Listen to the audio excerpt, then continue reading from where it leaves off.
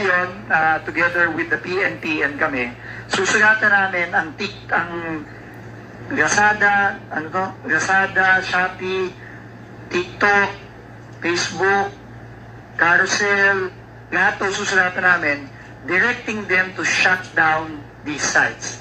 Pinapa-shutdown natin to.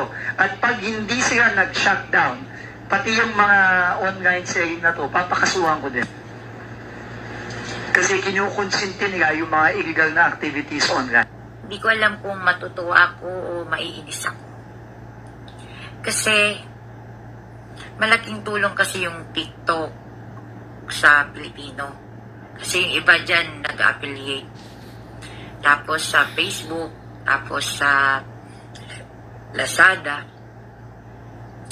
kinukonsinti daw nila yung illegal.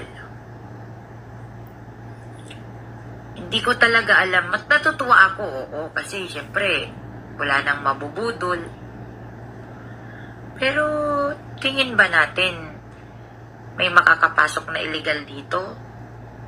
Kung maganda ang ating panggobyerno?